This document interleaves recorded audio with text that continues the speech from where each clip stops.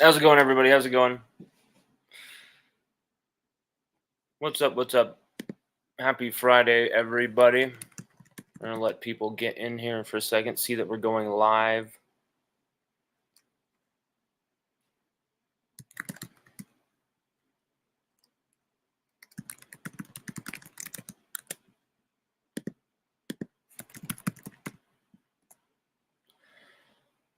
We today have on the iconic brand shirt and this absolutely badass hat. Go to iconicbrand.com today. We're going to be posting that link right now. Check them out today. Shop today at Iconic Brand. I mean, just especially if you know Langston, the man Langston behind it, and the family he comes from. Many great LSU Tigers. He has it in his blood to be an absolute badass in the business world, and he has proven that. And Iconic Brand, shop today, iconicbrand.com. Check out this hat. We posted the photo with the hat today with Sage and the shirt.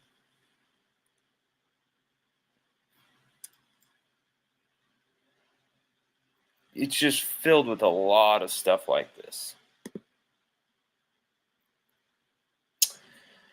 Well, we're going to start our show today with, we kind of had a good victory lap, finally ending the defensive tackle problems of signing a defensive tackle by at least getting somebody with Ja'Var Suggs. Everything looked, okay. A step up, an improvement. And LSU still have the number one 2025 recruiting class and all this stuff. And LSU have the pieces of the puzzle here, there, everywhere. And regardless of what has happened in the last 24 hours, I think the last like 22 hours, because it was a little bit later when he posted his announcement that he was going to decommit. Though this was expected to come, the decommitment of Dakorien Moore, it's sad because you want to see LSU have the number one receiver in the class. You want to see LSU have the number one quarterback in a class. You want to see LSU have the number one running back in a class. We had that. We had achieved that with Dakorien Moore, number one receiver, number one quarterback, Bryce Underwood, absolute freak. Okay. And there's some things that will have to, some big things that will have to occur for him to get out of that commitment. I'm going to just say that. But Bryce Underwood seems so firm LSU. It would be stunning to see him flip. Dakorien Moore, there were always those whispers. There were always those hesitations. Always those. And this is footage from Coach Hayes' brilliant channel, Coach Hayes, his YouTube channel, where he dissects usually high school talent. Really fantastic. I've been watching Coach Hayes for a long time. I believe he follows us on Twitter as well. Coach Hayes is a badass. Just a cool dude. Really awesome, high-octane content. But here he is, dissecting what Dakorien Moore is all about here at Duncanville, why he's a 5-star, why he's just absolutely ripping people apart, why he is so good. And it sucks for LSU to lose a talent like Dakorien Moore. But what do you all think is like the real cost of losing Dakorien Moore? What do you guys all think is like, how will this affect the 2025 class even more? Because we saw that the 2025 class now fall 25 class now fall to number 2 overall instead of the number 1 overall class.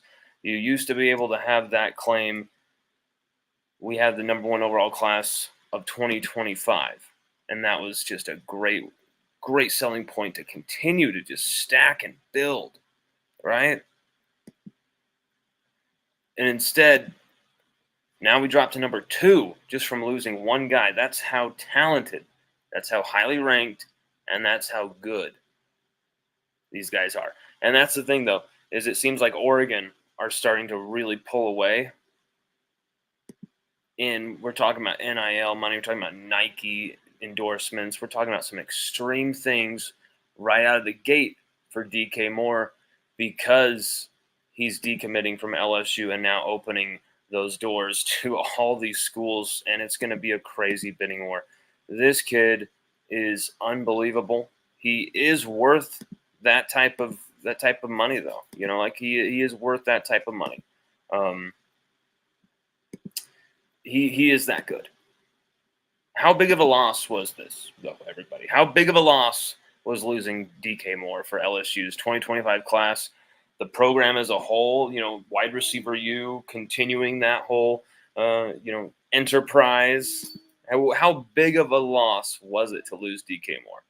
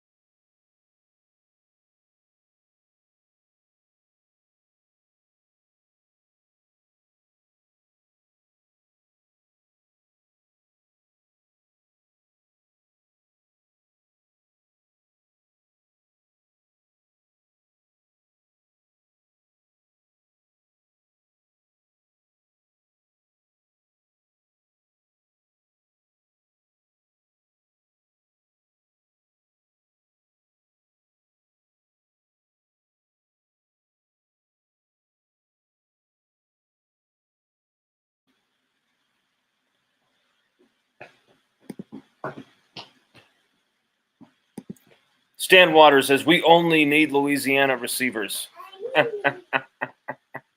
Hey, you know what? You might be onto something. I mean, LSU have usually grabbed a Texas receiver, one out of every class, probably. It seems like we would always get at least one Texas guy, and usually they were fantastic. Usually they were fantastic receivers for the team. But here's the thing: you really only have to depend on Louisiana receivers to make up your entire roster, and you would be fine. So that is a comment that, even though it's biased, you have a big point that you're making that is actually very accurate there. Bruce says, "Let's go, DK Moore. So long, farewell." Yeah, I don't know. Why did LSU lose DK Moore here? Why? Why did LSU lose DK Moore, and who will sign him at the end of this sweepstakes? That's kind of what I want to know. Why did this happen? How did this happen? And who will sign him? Well, we saw some things from some LSU recruiting coaches that kind of led me to believe that someone who may have said, you know, I'm all about this, I'm all about that, I'm not about the money, now kind of revealed that they are about the money type of thing, you know, and someone's kind of saying, what's the point of even recruiting guys when they're just going to flip like this in the end? You know, like, I understand it. I understand, like, and that's what makes it hard to criticize our recruiting staff at all. Not only because they've had top 5 classes since Kelly's arrival and since the inception of the Kelly era, but like literally hit the ground running, recruiting really well. And not only did they put actually establish a fence around Louisiana, which Coach O never could do, but talked so much about doing. Brian Kelly's actually gone and done that thanks to Frank Wilson, Cortez Hankton, especially Sherman Wilson. These type of hires, J.R. Belton, these type of hires, Jordan Arsamon, these type of hires changed LSU for the better. And it may have not been so, obvious on the fields right now in every phase. When you're talking about the worst special teams unit in LSU history in 2022, the worst defensive unit for LSU history in 2023, and units that cost LSU games directly, took opportunities right out of our hands. And then you also saw the entire thing just kind of crumble at different points too, in some big games, at some big moments. And you see what Brian Kelly's had to deal with since he arrived at LSU. 38 scholarships. And it's like, okay, I understand that he cannot just keep writing off of those excuses forever. All right, we're entering year 3. But these type of things do take time. So by the end of year 4, Brian Kelly should have LSU a national championship, in my opinion. I understand that he's dealt with so much disgusting garbage that he had to clean up, and scandal-ridden stuff that even went on with the courtroom stuff clear till this last offseason, just barely a few months ago with the Sharon Lewis stuff. So this has been really wide-ranging, the mess that he's had to come in and clean up and preside over. But at some point, you've got to say, okay, it's on Brian Kelly. And I think that's going to be in this next phase here. Like 100% on Brian Kelly. And what we've seen in this phase has been very exciting if you're an LSU fan, because Brian Kelly has delivered on that promise. I mean, what has he done? What did he say he was going to do? Okay, he said he was going to put a fence around Louisiana. He has now gone and done that. He said he wants to win a national championship at LSU. Not done that, but he took us to an SEC title in year 1, beat Auburn on the road, beat Florida on the road in year 1, his first season in the SEC, becoming the first LSU head coach to ever accomplish that feat. Takes on Nick Saban, beats him with a 2-point conversion at the last second with a do-or-die play that goes into history and really kind of rattles the cage for Nick Saban, and almost like kind of opens the door and kind of is the boot in the ass that kind of helps Saban retire in a way. Like, hey man, you might beat us next year, but the way we just beat you in this game right here, right now, it was something that really kept Saban up for nights, for weeks, that game. Okay, so you're talking about a guy who's been extremely effective in building a staff, building a secondary recruiting staff, top 5 classes, and now you've got this behemoth number 1 class, okay? And LSU have put a lot of the NIL funds into this class bucket, into this basket of eggs, okay? A lot of eggs in this basket. I'm really fucking up the way to describe that, but LSU really are putting a lot on this 2025 class to be that kind of feather in the cap. They've already got a Heisman winner. They've already got 3 first-round draft picks from just one offense, an offense that the numbers were dueling with the 2019 offense, okay? Like, this stuff was not just exaggerated or made up. This stuff happened in 2023 with that offense. It was unreal. If LSU even have an average defense last season, LSU compete for a national championship, and they likely win one. When you're talking about Michigan, Alabama in their way, a rematch against that Alabama team, if LSU just have a spy that stops Milroe after 5-6 yards a clip every carry in that last game, maybe Milroe gets a gain of, say, 15 or 20 every 3rd or 4th carry, LSU still win that game. LSU still outscore Alabama. It's the Jaden Daniels injury, and it's the not being able to stop Milroe at all that cost LSU that game. So when you're talking about just giving us an average defense, giving us just a shot. When you're talking about just having a special teams unit that can punt, when you're talking about just these little finer details that just need to be fixed, but the establishment of the program, the establishment of where things are at, the quarterback position, what him and Joe Sloan, Brian Kelly and Joe Sloan have done to the quarterback position is unbelievable. And the way we have recruited the position. You can say all day, Coach O, Steve Ensminger, those guys started this whole thing, Joe Brady, and whatever. The fact that Brian Kelly has now gone and snatched one top 5, one number 1 quarterback after another, and then you're talking about the portal with Jaden Daniels, it's unbelievable. A number 2 overall quarterback, you were able to retain Nussmeier while you told him to sit on the bench for 2 years. That's how promising, that's how electric this offense can still be. This program can still be without Jaden Daniels at the helm, with Nussmeier dropping dimes, with complete new receiving core. No Brian Thomas Jr. on one side, the statuesque tall guy, and then, of course, all-time leading receiver, all-time pass catcher in LSU history, Malik Neighbors on the other side, or in the slot. And yet you still have an offense that can be this vicious. I just think this program, maybe it is a little offensively tilted in what we have built here, what Kelly has established in the first 2.5 years here. But entering year 3, you've seen a shift of like, we have to solidify what we're doing on the defensive side of the ball. And I think there's a part of Kelly that probably expected the defensive side of the ball to kind of just fall in place and take care of itself, because LSU always at least have, you know, a somewhat good defense, even in the worst years. Most years, LSU's defense was a top 25 defense, no matter the record. Okay? And now you're seeing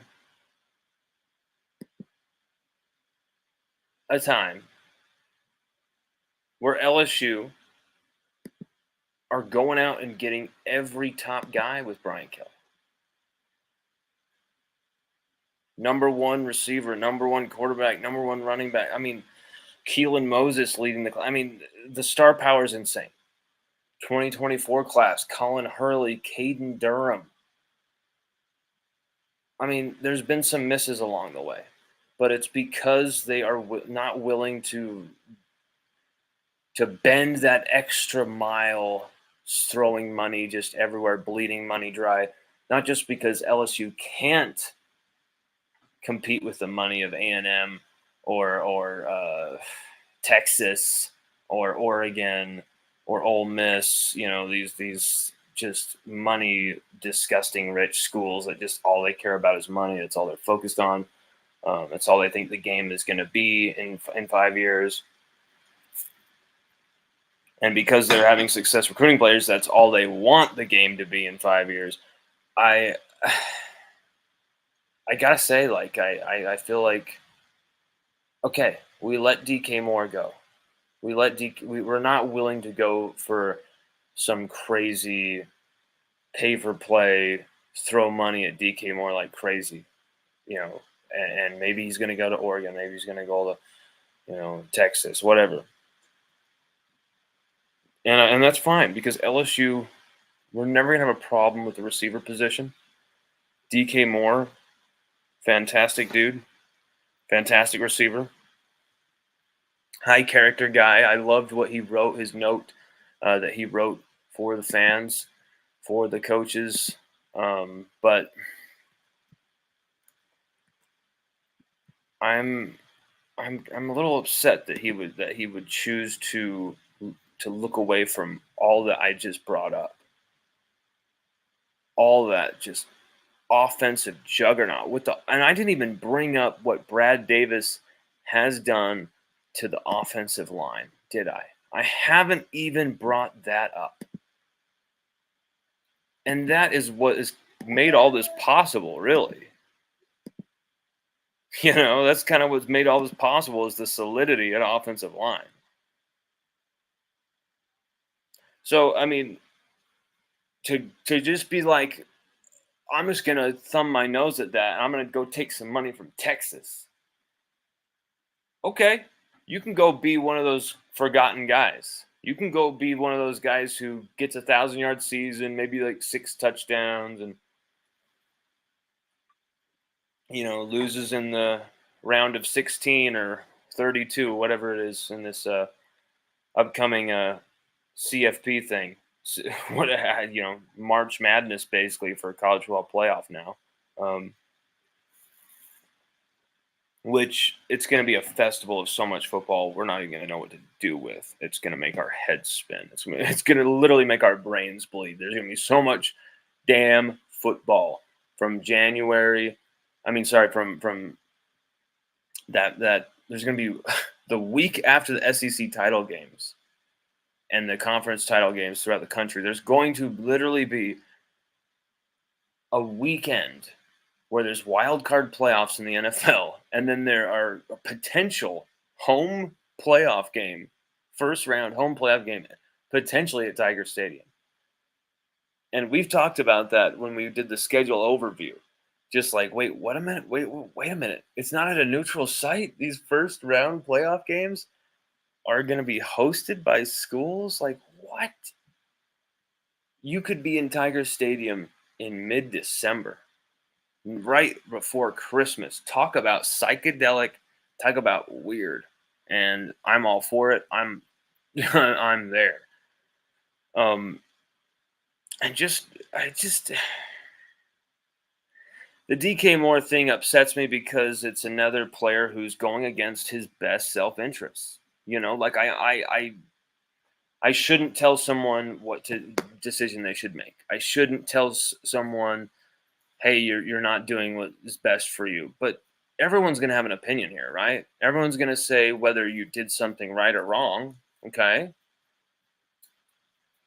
And for me, someone like you at a place like LSU with the quarterbacks you're going to play with, potentially just one guy, Bryce Underwood even, man, you made a dumb move. Like, you're going to places where you have no idea who the coach is going to be next year.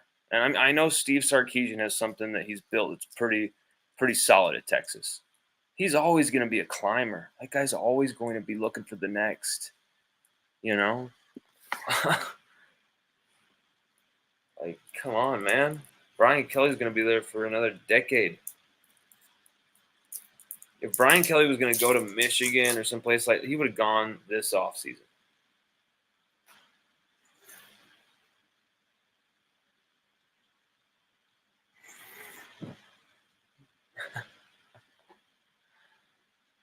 Let's check out some of these comments here real quick.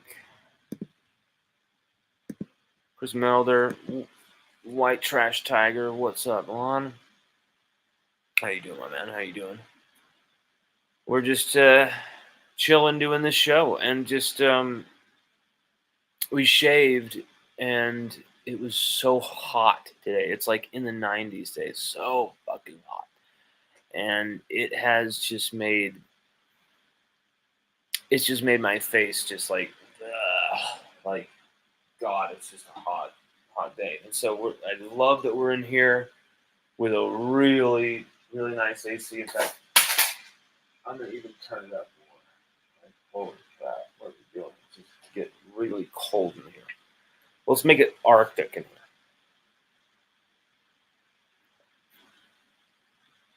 here. Stan Water says he is from Texas. I know that. I said I don't think I ever said he was from Louisiana.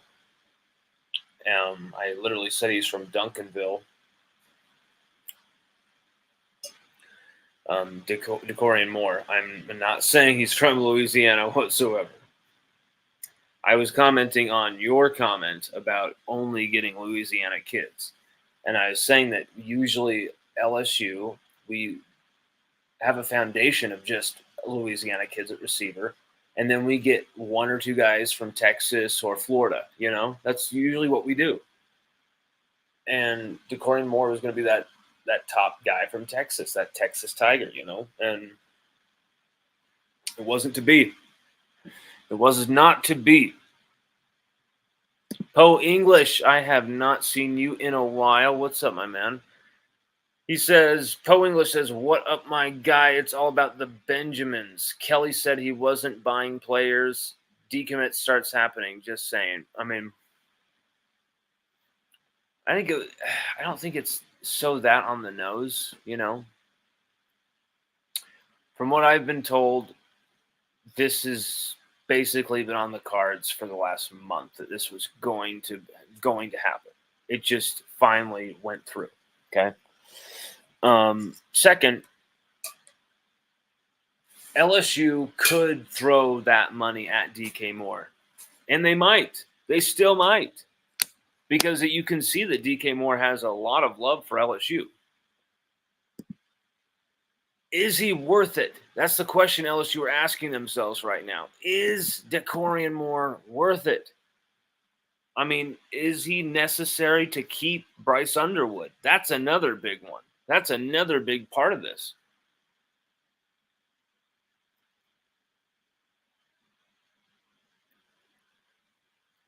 I mean, look at how long this has been going on for. Here's a video from Off the Bench on YouTube.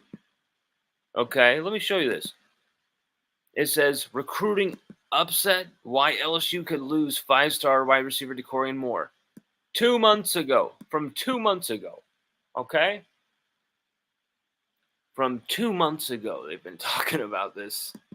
Okay? The scenario. I knew this was going to happen. I never really banked on Dakorien Moore finishing this class. Maybe I should have done 2025 class predictions already. I didn't think I needed to. But I guess when Kelly made that statement, I guess I should have gotten him ready. But Poe, great to hear from you. Holy crap. Awesome, awesome, awesome. The return of Poe. Let's go, baby. It is what it is. It is what it is. DK Moore wants to make money. And here's the thing. Let's be as real as possible. Take your pride, flush it down the toilet right now. Take your pride, chop it up in some lines, and snort that shit up, okay, right now. But put it to the side. You would take the money. I would take the money. We would drive the price up. We would control the market. We would corner the market if we were smart, if we knew our own value. He's smart. He knows his value. This kid is a freak on the field. I mean, Caden Durham could have done this to LSU. He could still do it to LSU. He's a different type of player, different type of athlete. Dakorien Moore wants to have a brand immediately. He wants to be a brand player, and there's nothing wrong with that. LSU are just not going to raise a locker room full of brand me type players, And I'm not saying DK Moore is selfish or doesn't care about his teammates. That's not at all what I'm saying. I think he's a great kid. He's actually a great locker room kid. He's not some locker room cancer or some BS like that. This is a kid you want. Full stop. But when it comes to everyone being all about the money, we know what Kelly's view on this is. Okay? There's going to be a line. There's going to be okay, you've really just pushed us to this moment where we're done, That's kind of how Kelly's going to run this program.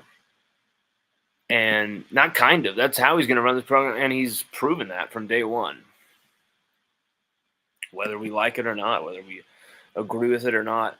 And maybe if LSU, it would be interesting to see if LSU had the type of money that a Texas or an Oregon or even an Ole Miss right now has.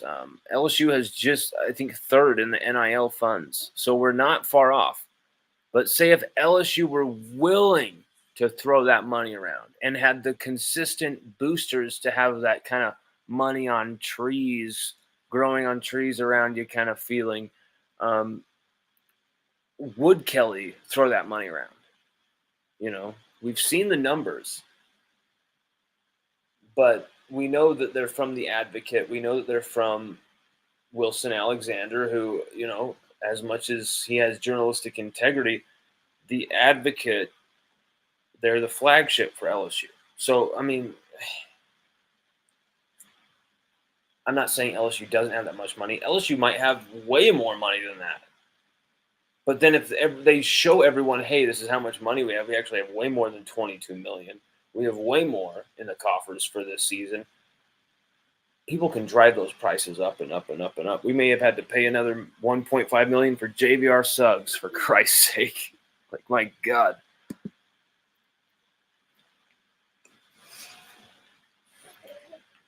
Chris Miller, ask Bryce Underwood if BK is buying players. Yes. We actually have information that to really make that really. Okay, I'll tell this story.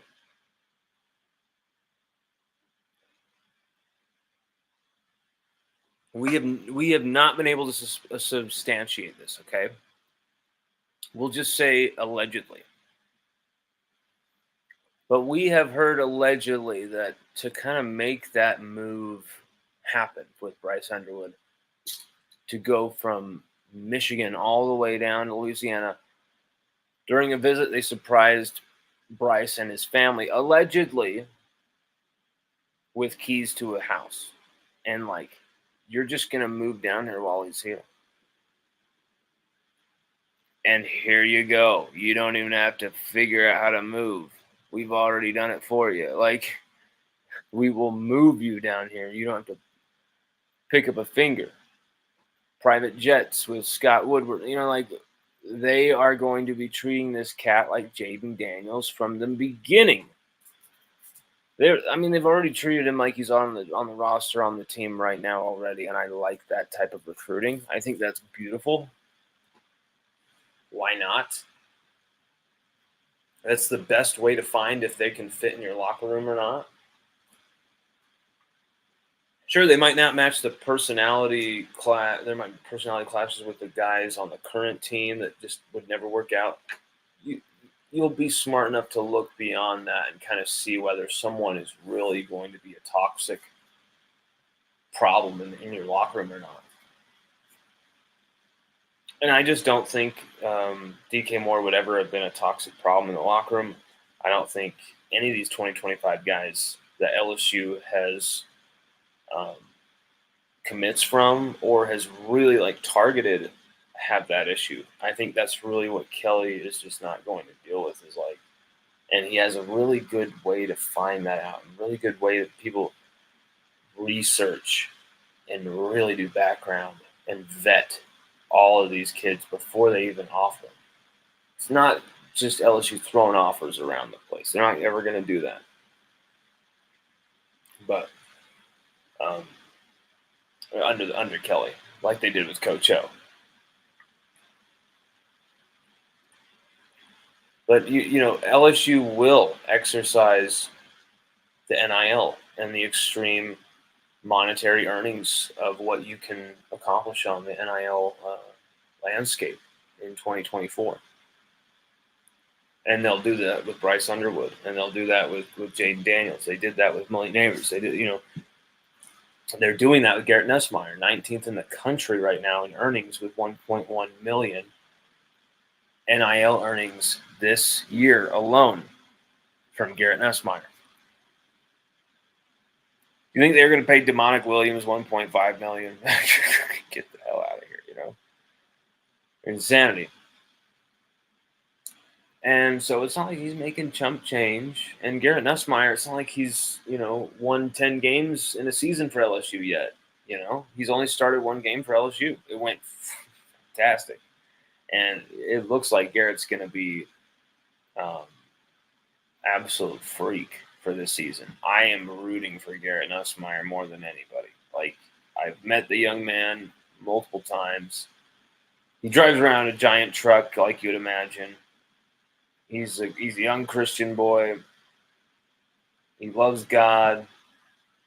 He loves his mom, loves his brother. His brother's also a quarterback. He loves his dad. His dad's a quarterback and a quarterback's coach. NFL lifer, college lifer, was playing on those staffs, coaches on those staffs with Alabama. And I just think Garrett's going to have a great season coming up here. And better yet, I think Garrett's going to stay for 2 years. And so Garrett Nussmeier could be making around $3 million in NIL money by the time he leaves, if not more, with incentives. Because, I mean, Garrett could be in some serious discussions, award discussions, at the end of year one, if not winning those awards at the end of year one. He's already on the Heisman watch. He's already on the this watch, the Maxwell watch, he's already considered one of those guys. And he hasn't even thrown a football in a live, SEC game as a starter yet. That shows you how good he is. That shows you his pedigree. That shows you what people know. When you see Garrett Nussmeier, there's a lot to like about him.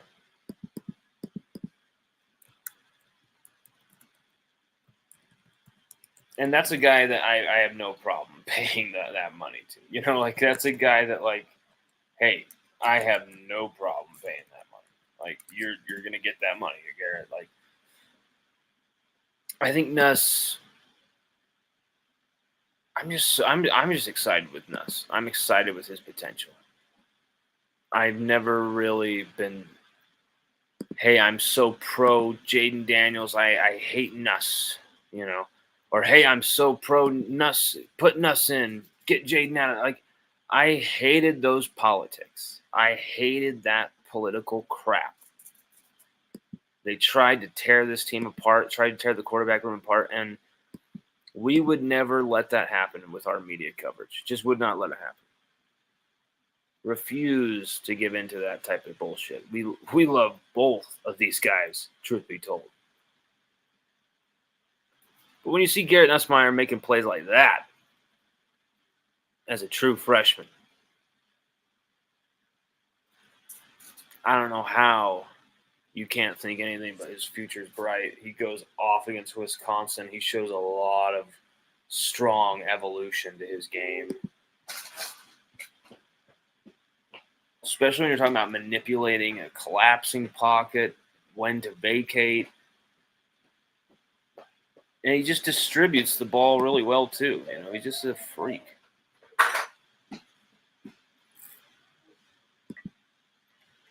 Poe English, I know I got to pay to play.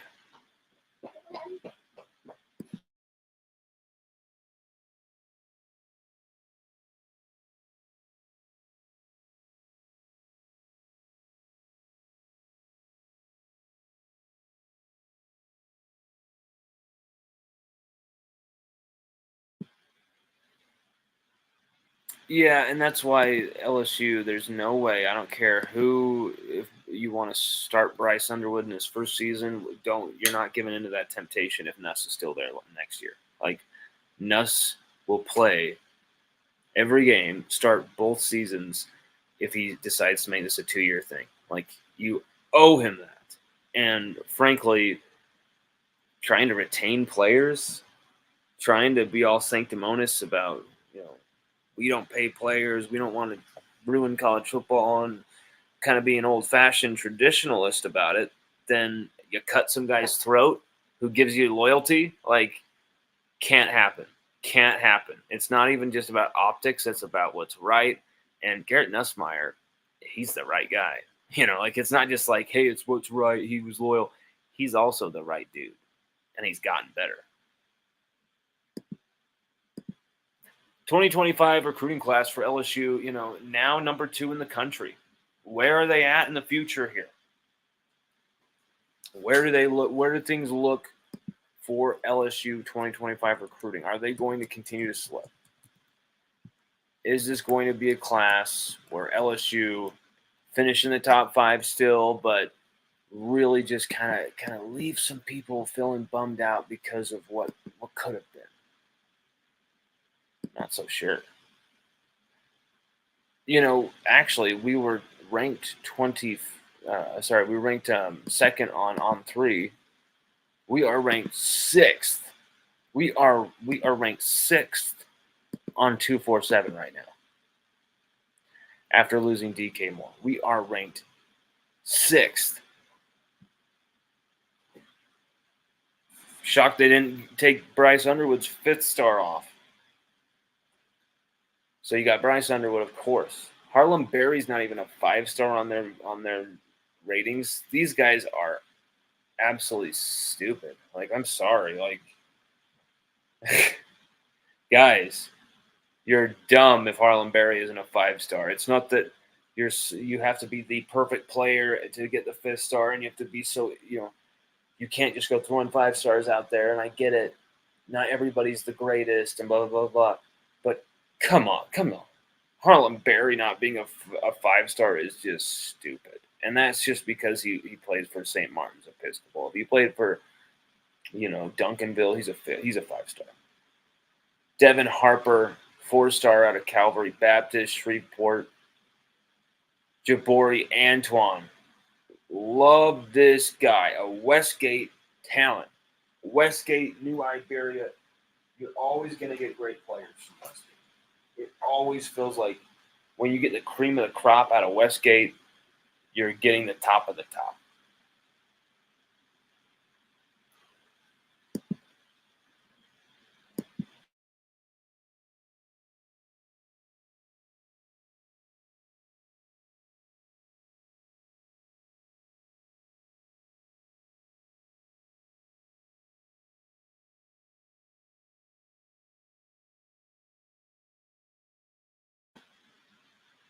What the hell is this ad? Oh my God. CJ Ross. He is an awesome linebacker, and he's not even rated. Of course, he's rated a 4-star, 28th in his position. Kind of just forgotten. Tyler Miller, 4-star right there. If you watch that guy's film, he's a freak. JT Lindsey, running back, LSU just literally got just right as the spring game was going on. Great pickup. Unbelievable running back out of Alexandria. That kid, what a pickup from Frank Wilson. JT Lindsey is the type of guy you want for LSU. He makes me feel like that's the traditional LSU running back right there. That kid, the way he runs, the kind of kid he is, he's totally a Frank Wilson running back. Class leader, Keelan Moses. He's only a 4-star on this thing. And he's actually ranked in this position 1 spot lower than CJ Ross. 29th. Crazy, man. Crazy. Taron Francis, only a 3-star. Hilarious. This receiver out of Endicott, I think it's absolutely a joke. He's only a 3-star, but that's fine. Only give him a 3-star. That's fine. Brett Bordelon, only a 3-star as well. Okay, all right, that's fine. That's fine with me. Underrate these guys, leave them for us. Let us develop them with the coaches we've got. We're going to absolutely dominate over the next few years. If LSU can keep this class together right here, the core of this class together right here, which they should. You look at the names on here.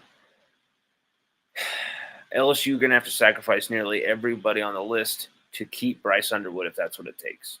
When you're talking about monetary priorities, NIL wise, you have to let someone else go. If Bryce wants to up that price, you have to do it.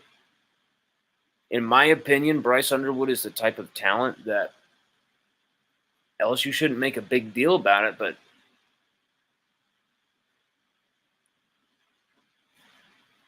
pay him whatever the fuck he wants. Just whatever he needs. Just pay him. Put it in like McDonald's bags, or mail it to him, or put it in a guitar case, or whatever you want to do. But just pay Bryce Underwood. Pay him. Pay the man.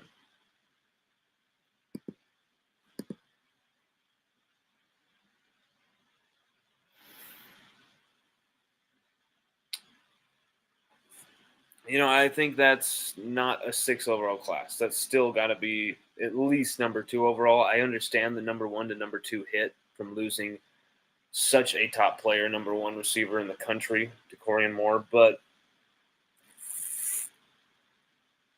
LSU have some targets on that list that could help them get that number 1 ranking back. And I think at least having the number 1 ranking for almost 5 months now, 6 months, that was an incredible accomplishment from LSU, from Brian Kelly. And now it's about sealing the deal with these guys, being finishers on the recruiting trail. LSU have the right guys on this staff to do it, to navigate the new ways of college football, to be the most creative staff and utilize the new ways of college football to their advantage while still not completely selling their soul to the new ways of college football. You know what I'm saying? We can find that balance. We can pick the guy up in the Maserati. We don't have to give him the keys just yet as a true freshman. You know what I'm saying? Like, we're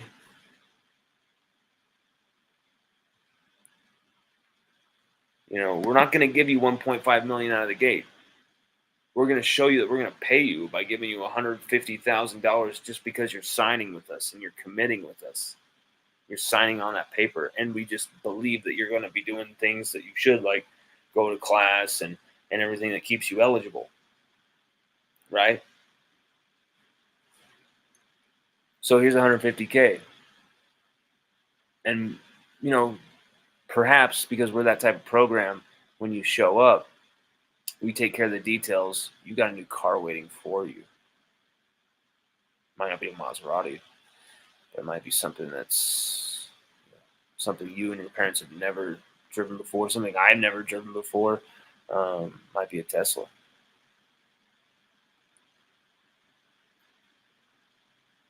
I've driven a Tesla before, though, but I've never owned one.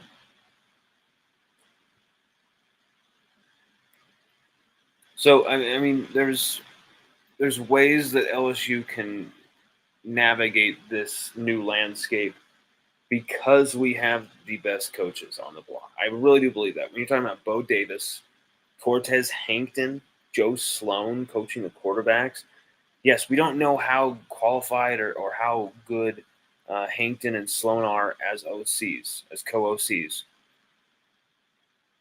And theoretically, if things do break down with those guys and the offense underperforms and it gets really bad, are Sloan and Hankton going to accept going back as quarterbacks coach and then receivers coach? And that's their only job? No. I think if things fail as offensive coordinators for them, that's the end of those guys at LSU. And that's sad. Because now I know that this might only have a shelf life for a few years with Hankton and Sloan. This might be 1 or 2 years here with those guys left. We might be lucky to get one more season with Hankton. And then it's Sloan that's still there, and then Sloan's gone after 2 years. So LSU really got to be careful. They've got to retain as many of these coaches as possible because I'm telling you, that is what's getting us a guy like Bryce Underwood. LSU has the mystique to him. He believes in the mystique of LSU, the power of LSU, way more than he did the Michigan brand that was right there in his own backyard. And what should that tell you about LSU's national power?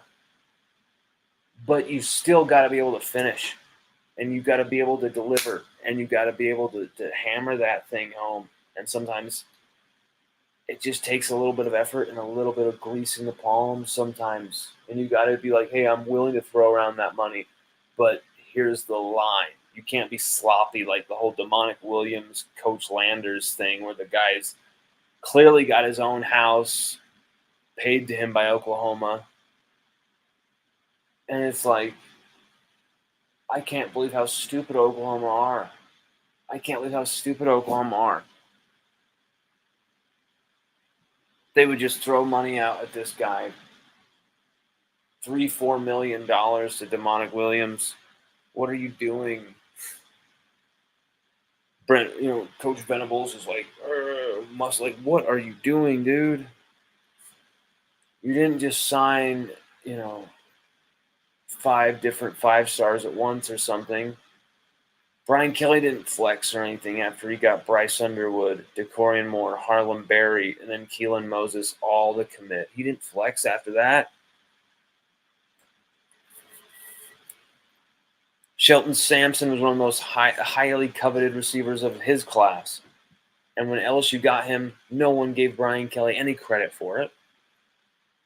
When he made sure Harold Perkins, Will Campbell, Walker Howard, Emory Jones, Mason Taylor didn't leave in the Orgeron to Kelly transition. No one gave Kelly any credit for keeping basically 4 5-stars on the team, 5 5-stars on the team. I just think, yes, Kelly has had some misses. Kelly's had some decommits.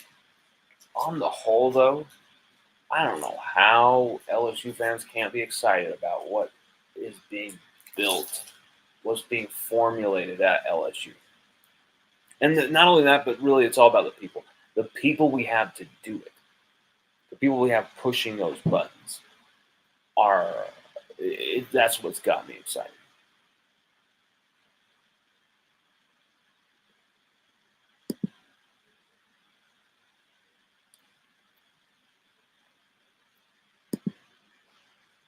Chris Melder says, aren't they, he's obviously meaning Joe Sloan and Cortez Hankton, aren't Cortez Hankton and Joe Sloan basically running BK's offense? BK's offense. I don't know where or when BK was an offensive coordinator, but that's news to me.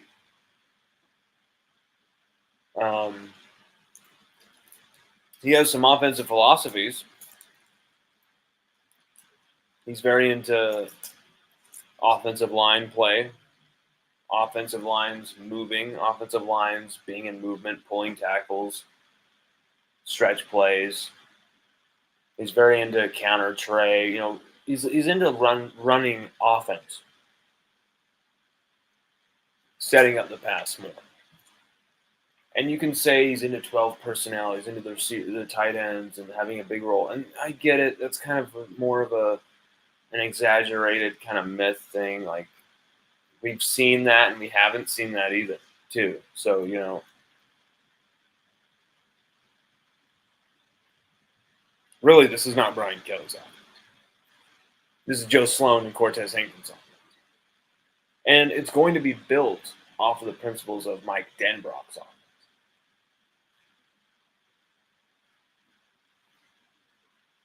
And Brian Kelly is going to have his own philosophy, offensive philosophy. I understand what you're saying. He's going to have his own stamp on his teams of what he wants them to do. And he's going to have way more control over that and way more say over that, I think, without anyone getting offended and kind of just looking to the coach for an answer. More so with Sloan and Hankton than he would with Denbrock. It seemed like he just kind of let Denbrock do his thing. A lot more tension between those two than anyone wants to admit. But with Sloan and Hankton, as you saw in the Wisconsin game, it's very much a kind of half West Coast, half RPO, half spread offense where you've got all of those tenets, all of those ways of playing offense all kind of wrapped into one because you've got a talent like Nussmeier who he can get you yards at a clip escaping. He can get away. He's mobile enough to get away. So you can kind of run a lot of the same offense. It's not the same type of stuff you're going to want to do. You're not going to be calling design runs. You're not going to be doing that type of stuff.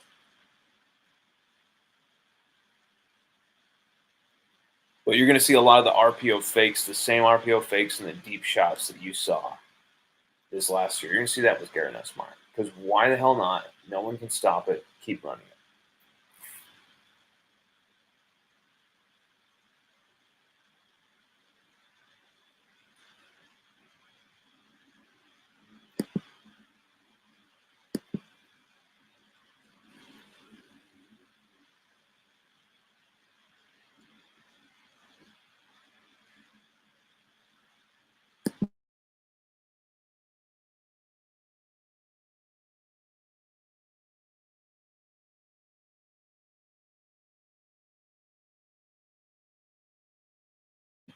One thing I really wanted to talk about with this show, and I'm only going to touch on it really quickly because I don't want to spend a whole show discussing this type of crap, but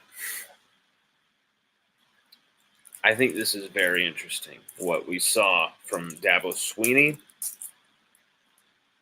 and what we've seen from Brian Kelly, what we've seen from even Nick Saban. We have seen all these guys kind of stake their claim of what their viewpoint on the portal is going to be, how they're going to run their team, their philosophy. And it's quite clear to me that LSU fans should feel pretty damn good about where they're at. Okay. Because you've got some coaches, you've seen very clearly, like right now, you're seeing three very different transfer portal and NIL strategies kind of play out. The new frontier in college football kind of play out before our eyes, kind of in a dramatic fashion right here. Dabo Swinney's complete refusal to evolve. The stubborn, I'm not doing this. I'm never getting a transfer portal. God damn you. See this dagnabbit tumbleweed sticking out of my teeth? He's not going to do it. Moonshine, he's making moonshine out of his toilet, damn it. He's eating squirrel. And what's all this portal NIL you talking about? And he doesn't like it. And it's kind of funny that someone asked him, and I think this is a ghastly idea. They want to get rid of walk-ons. Absolutely irresponsible thing to even suggest. And Dabo Swinney said, that's the worst thing I've heard since 1988. And it's like, that's what they said on Crane and Company. And I'm like, what happened in 88? What's going on in 88 with you, Dabo? But you're really seeing Dabo Swinney's complete refusal to evolve. We've seen that model, okay? And then you see Texas, Colorado with Prime. You've even seen Lane Kiffin's Ole Miss, Dan Lanning up there in Oregon with all that Nike money, all transfer squads, all being like really about the transfer squads and just throwing the money around. And then Brian Kelly's balanced, traditionally rooted, but yet like forward flexible model. And as time has played out, after Brian Kelly received such a wild ass kicking from the world for his "we will not be buying players" quote that was kind of spun out of control there, I think now he's kind of won this battle, really. When you're talking about Dabo looks like so out of the whole thing, out of touch with watching his dynasty crumble, which is really sad to me. Dabo's one of the great characters of college football. I hate to see him and Clemson kind of on the downs. You want to beat Clemson. That's a team you want to see competing for everything. That's a team I want to see competing for everything at the top more than, say, any other SEC team, because I don't care for these SEC teams. We want to kick their ass. Clemson, we want to beat them, but it's easier to root for Clemson than, say, an Auburn. You know what I'm saying? And it's very interesting that you've seen these really clear transfer portal NIL models kind of bearing themselves out here. And, even you could say Ford with Nick Saban saying, I'm not going to take part. We're done. A complete revulsion to it from the greatest coach in college football history. It's very interesting, and I think for LSU fans, they should feel excited that they have a guy who has his head screwed on right in a world and in a time when you're just seeing some stuff that's just crazy. The Venables flexing in his office thing with a cigar. Did you ever think you would see that guy doing such a clown show dumb thing like that for signing a player like Demonic Williams for $3.5 million or whatever the hell it was? Are you kidding me? Come on. Like some of the stuff we have seen from coaches, from recruiters, from the players. College football can become a clown show lately. As amazing as it is, as much as it's the best sport really to watch, I think the best spectacle in sports outside of the World Cup, Champions League soccer, like college football is the only thing that comes close to that spectacle, that unbelievable, breathtaking, like gladiator brilliance in the sports world. I still love so many other sports too and watch pretty much everything, but college football is where it's at. It's where it's at. You don't want to see college ball ruined to go from one extreme to another, so I hope things kind of get a handle on the future of this thing, make some caps, make it responsible, but the future of things with these TV deals and the TV money, it's if you wanted money to go away from college football, if you wanted the pay to play to leave, if you wanted the stuff to go, it's not going anywhere, I'm telling you. We're going to finish up here with some transfer news. Just 1 second.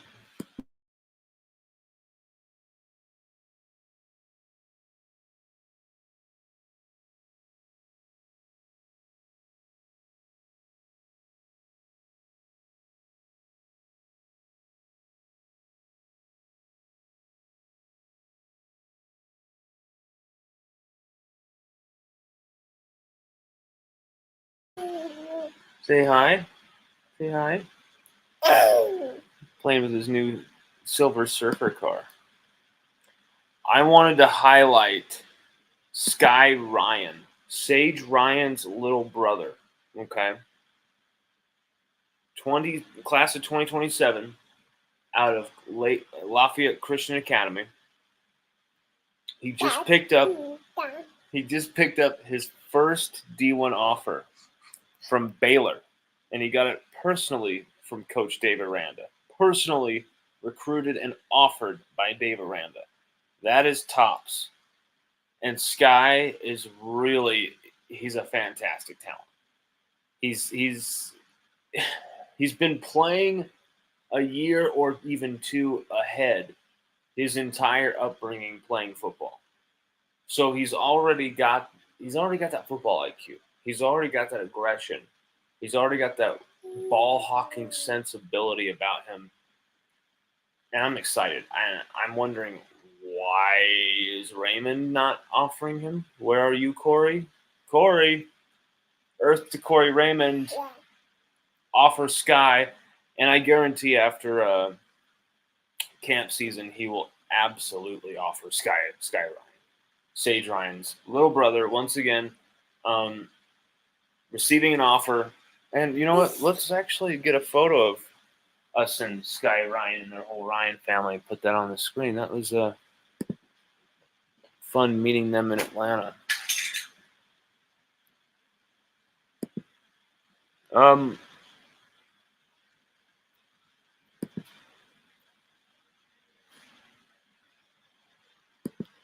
Yeah, I just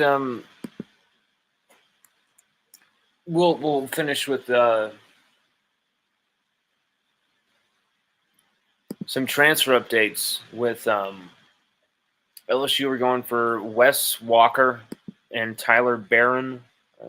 Is it Barone? I don't know if I'm pronouncing it right. But those are two guys that LSU were pursuing in the portal. and things don't look like they're going LSU's way right now.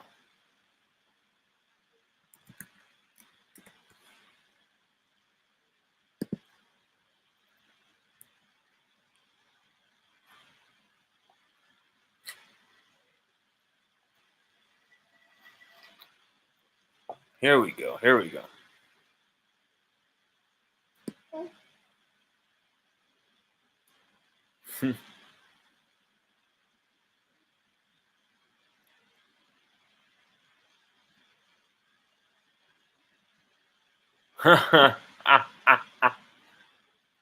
This article is hilarious.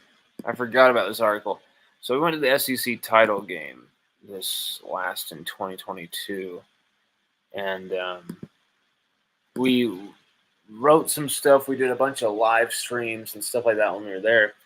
But we did this thing called a visual documentary where it was literally suck that tiger dick, bitch! Woo! Tiger babe! Suck that! And we just like filled this thing with a ton of photos and videos and just meeting a bunch of people. Here's the Wingos, Jack Besh's family and Jack Mashburn's family. A bunch of the SEC stuff. That's us at halftime looking pissed off. That's some footage. There's the crew. Mason Smith wishing he could play in the game. Damn it. Quincy Wiggins wondering why the hell he isn't in the game. Let's see. So there's a bunch of footage, but I want to show you. Oh, there's Mama Nussmeyer. I look terrible in that photo, but she is awesome. Here we go. Sky Ryan right here on the far right, and then that's Sage's mom, Shiki, and then Sage's father. We've got right here Reggie. All three of them after the SEC title game in Atlanta, and Sky, he's very shy. He's very shy, but I love his personality because I think he's got the same kind of like really intense determination that Sage has. And I think, we haven't seen the ultimate best from Sage Ryan that we could because of a lack of opportunities or, like especially in the return game or because he's been played in so many different damn positions. He's just really having to save face and hold serve in these positions and do a job for the team basically. And now I think this year we'll see him at his best.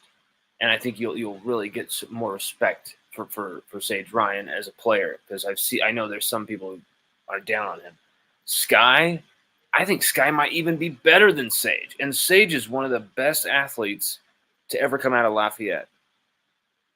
That's saying something, especially when you're talking about who he's related to. We're talking about Kevin Falk, Trev Falk. That list is outrageous. But Sky, Sky could be special. And when you see what a lot of the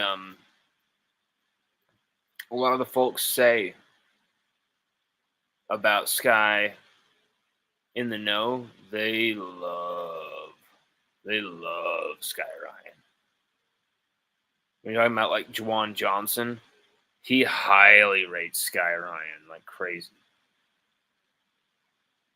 That's a cool shot. Damn, I love that shot. That was us leaving Atlanta. That's a cool shot. I like that.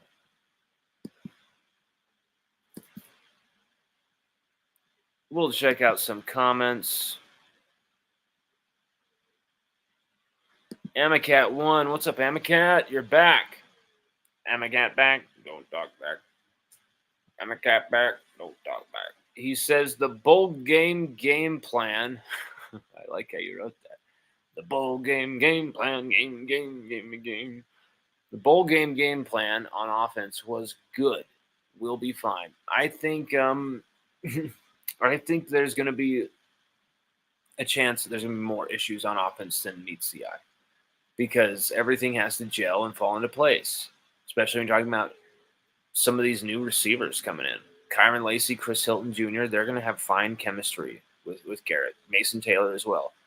You can't really say that for the rest of the people, you know. There's going to be maybe some lack of, you know, maybe some things are going to go wrong for us in the backfield. Maybe some things are going to go wrong for us out wide. You know, maybe this is a season where we don't have a 1,000-yard receiver. You know, like 2022 did not look good receiving wise.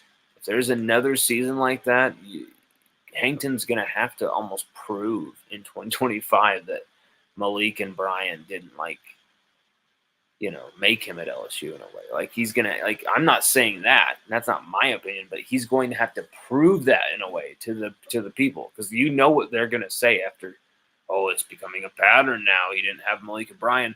And it went right back to how bad, you know, Booty was in 2022 when Booty was a freak before then. You know, that type of stuff, you know. But I don't think that's possible. I think LSU on offense, even if Lacey and Hilton Jr. together combined don't even have 1,000 yards combined this season, LSU have so many weapons out wide. Xavion Thomas would have a big season. C.J. Anderson would have a big season. Or Aaron Anderson would absolutely go off. You're going to have somebody out wide take over that mantle.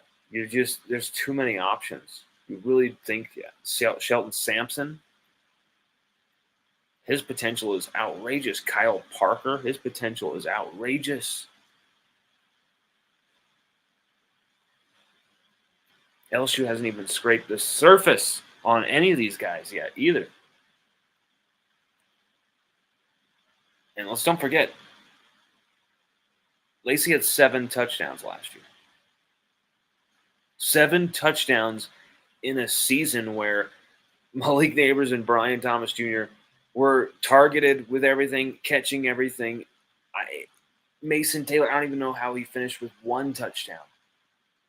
It's almost like he had to, like, kill a man to do that. Like, I mean, it's the ball was not going around very much, and there was a reason why. Just because those two were winning us games, so just keep feeding them, right? But Lacey somehow managed to eke out 7 touchdowns. So, like, that's a pretty damn good accomplishment in my mind. White Trash Tiger says, "This is why I follow you, Lon. So many other LSU podcasts talk about how we are not good enough, like they don't understand this is a process. BK is going to leave LSU so much better than he found it." Well, I mean, here's the thing. If BK, if you look ahead, Kay, and it's 2025, LSU has lost Bryce Underwood. LSU has lost, you know, some of these big key players to the portal or just in recruiting-wise to decommitments. And LSU are extremely cheap, and LSU aren't forward-thinking. If LSU are behind the curve with NIL and the portal at every turn, if LSU just failed to evolve under Kelly, if LSU, it's always just, you know, defense is great, offense is terrible, and then offense is amazing, defense is terrible, year after year after year, just one and the other, back and forth. And if you see special teams being just god-awful, nonstop, again and again and again, year in, year out, and you see recurring patterns with every failure for under the Brian Kelly era, which we've seen a lot of these failures, any of the failures stamped out, and you've seen him and his staff make every effort to fix and evolve. And that is why Brian Kelly has been successful. And it's why a lot of people think Brian Kelly will win championships, not just a championship, but championships at LSU, is because he has shown that ability to adopt, that ability to grow and to improve. But seriously, man, if all of those patterns continued, you know, LSU lose talent as well. On top of it, LSU go after bodies from, you know, Las Vegas and Portland, and even recruiting in like Utah over just putting a fence around Louisiana, focusing there. If Kelly loses his way in that sense, I'm going to be the first to call him out on it. I'm going to be the first to call him out. And we have. Anyone who watches this show, we have. There's a lot of people playing politics with kissing ass over there at LSU, and when you're talking about the media. We will not do that. We cannot be controlled in that sense. We really dig Brian Kelly a lot. We think he's the best coach for LSU. Would I call myself like a Kelly loyalist? Like I'm going to go stabbing a bunch of people if they mock him or something? No. Hell no. Would I mock LSU fans for saying I don't want Brian Kelly? He's not going to win anything at LSU. He's a loser. He's always been, he doesn't get the SEC. He's trying to just make us Notre Dame here. Like, yeah, I'm going to mock the hell out of that because they're missing what you just said, my man. You're missing that this is coming in stages.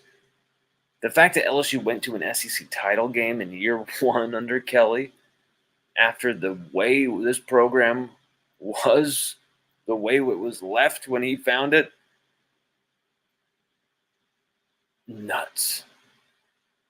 The only reason LSU didn't win a championship or compete for one this last year was because of Matt House.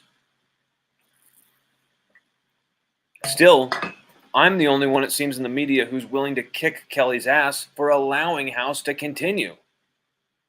And why did Kelly not ever say, House, why are you playing, 15 yards off in coverage?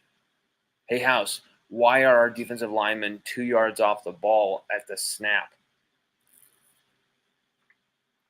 Hey, Matt, put Weeks in or I'm going to fire your ass. Now, why wasn't that done? Why didn't that happen? At some point, you want coaches to have the free autonomy to do their job. Well, then do your fucking job or you're gone. We're in the business of winning football games. We're not in the business of making sure you feel respected by me at all times and feel good. You need to do your fucking job. LSU needs to win games. And I don't understand why Brian Kelly had such respect for Matt House in that situation when he couldn't even have that respect for Dwight McLaughlin, in another situation where Dwight McLaughlin didn't get any second chance, didn't get any warning for being 5 minutes late. He was the scapegoat. Why couldn't Matt House have been a scapegoat at one point, Kelly? That's a question I have. But at the end of the day, hell yes, I'm a Kelly guy. Absolutely. If you're an LSU fan and you're not, are you really an LSU fan? I mean, yeah, I guess you are, but you don't know what's good for the program. Yeah, we could be Texas A&M.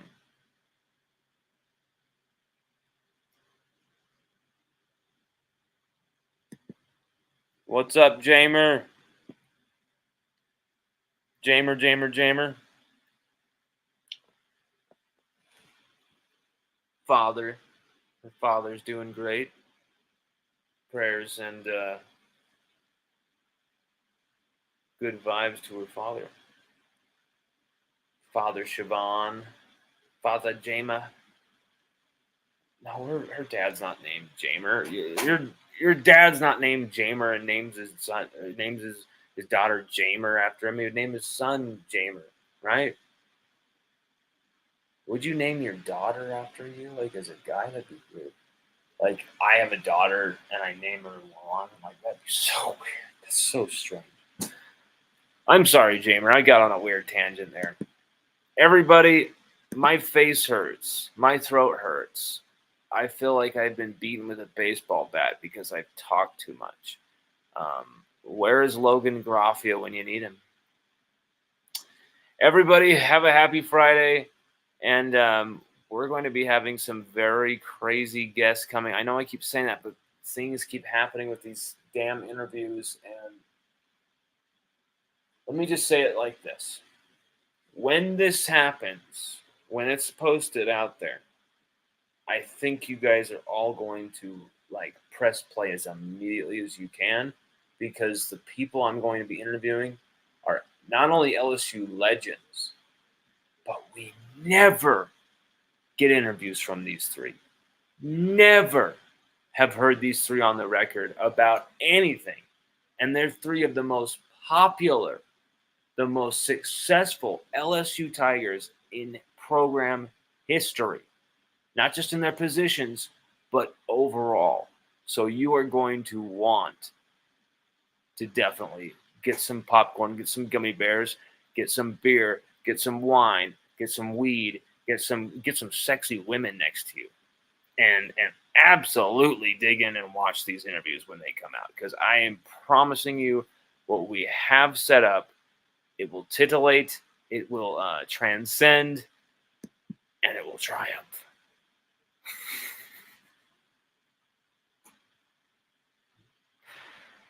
Oh my God. Everybody, have a hell of a weekend. But if you're hanging out on LSUOdyssey.com this weekend, you're going to be seeing more profiles, more content, everything coming at you fast, because we don't stop. We never have. We never will. No days off.